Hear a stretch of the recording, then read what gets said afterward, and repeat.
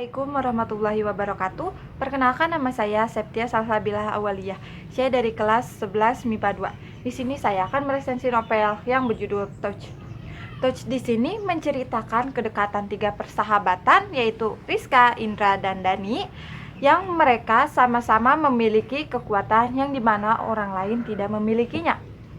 Tak lama setelah itu, datanglah Pak Yunus.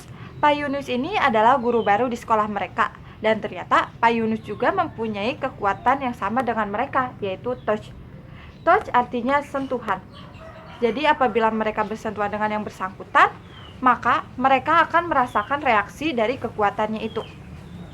Suatu hari, Pak Yunus mengumpulkan mereka dalam suatu ruangan dan memberitahukan bahwa kaum touch sedang dalam masa penculikan.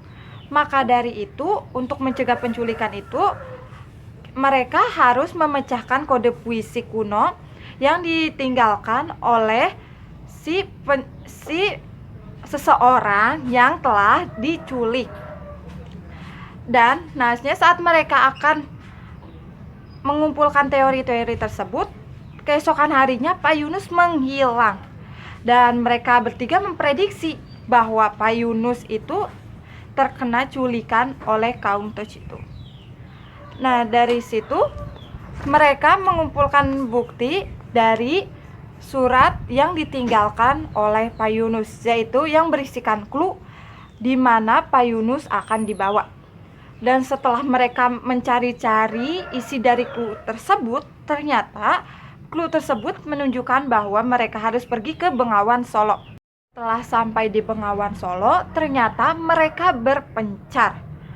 Indra terkena culik oleh si penculik kaum touch tersebut. Dari situ, Dani dan Rizka segera mencari-cari Indra. Tak lama setelah itu, datanglah telepon dari Indra yang berisikan bahwa dia sedang mengetuk-ngetukkan dirinya ke lantai. Dan ketukan itu bukan ketukan sembarangan, tetapi ketukan tersebut adalah sandi Morse yang berisikan clue di mana keberadaan dia sekarang. Dan ternyata keberadaan dia itu adalah di Rumah Kuning. Dan Indra, Dani, dan Rizka segera menuju ke Rumah Kuning tersebut. Setelah sampai di Rumah Kuning tersebut, alih-alih mereka mendapatkan Indra, justru mereka menemukan Pak Yunus. Dan dari situ Pak Yunus membantu Dani dan Rizka untuk mencari Indra. Karena menurut Pak Yunus mendengar bahwa si penculik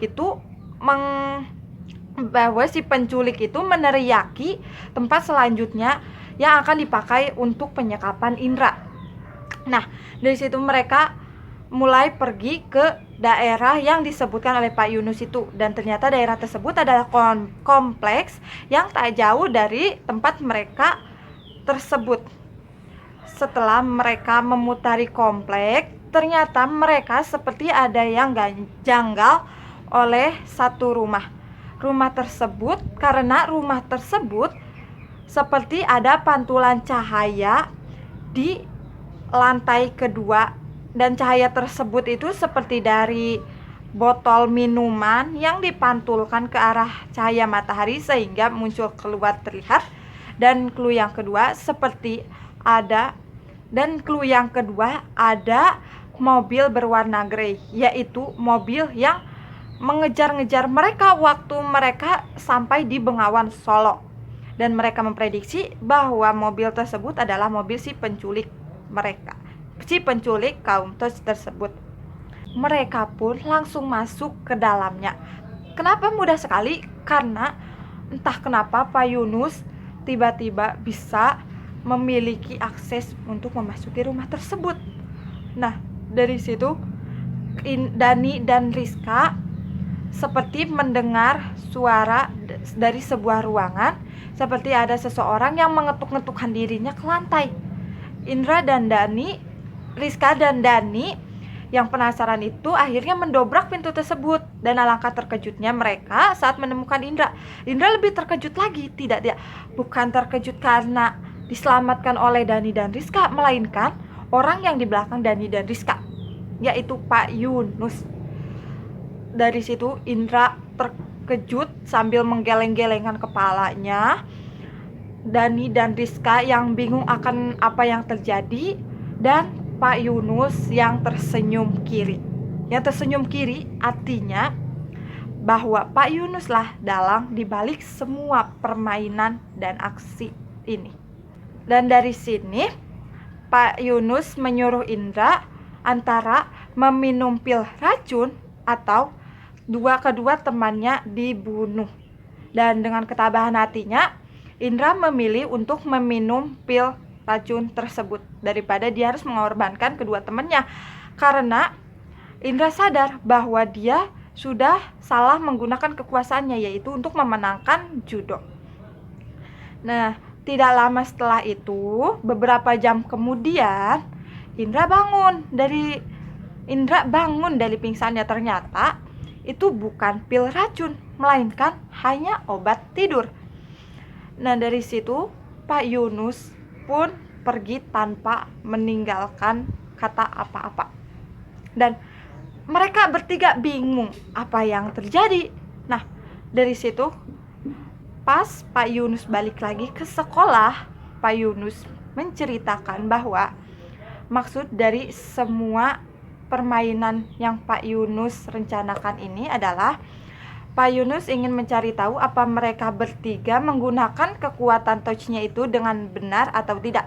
Ternyata mereka menggunakan kekuatan touch-nya itu dengan benar. Buktinya dari Indra yang lebih mementingkan keselamatan temannya dibandingkan diri sendirinya. Begitupun dengan Dani dan Rizka yang Pak Yunus percaya bahwa mereka bertiga akan menggunakan kekuatan touch-nya dengan sebaik-baiknya. Begitulah cerita dari Touch ini.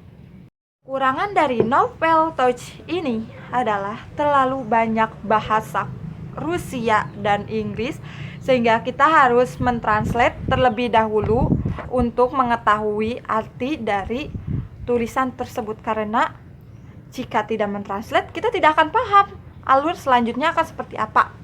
Dan kelebihan dari novel ini, aksinya sangat seru.